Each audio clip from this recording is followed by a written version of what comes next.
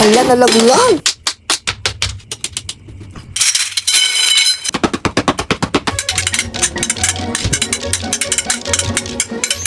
Habang ako'y nag-emote-emote paakyat sa aming hagdan, napansin ko itong mga tsinelas at sapatos ko na nakalagay lang dito sa may kapakapa sa gilid ng hagdanan namin. Naawa man ako sa kanila kasi lagi silang nalalaglag. So ayun, may na-order palang syurak online Ngayon ko lang napagtanto, di sana noon pa ako bumili nito.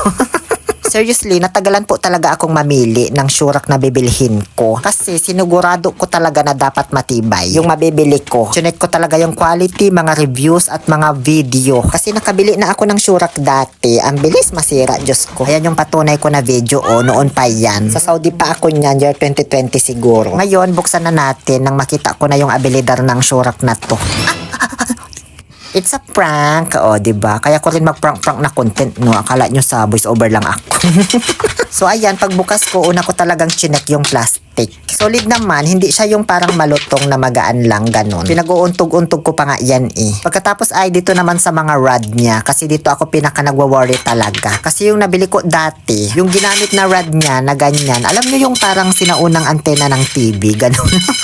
Oo, sobrang lambot talaga. Madaganan mo lang mayuyupi na agad. Ito, matibay talaga, matigas, solid. Ayan nga, ginamit ko ngang props para sa binislakan na sayaw, diba?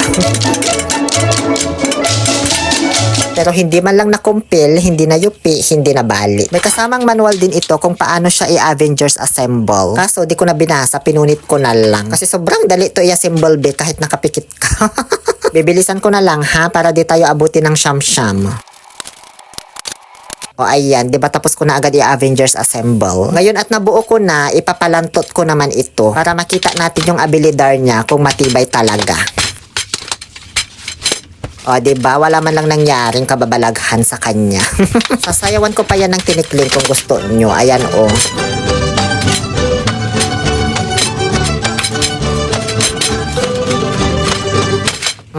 hindi ka pa ba convinced sa tibay nito? Para isa pa, bago ko lagyan ng mga sapatos ito, ha? Ilalaglag ko ngayon dito sa aming hagdan na mayroong 11 steps. In 1, 2, 3. Teka lang, medyo kinabahan na ako. Baka bigla akong mapahiya sa inyo, ha?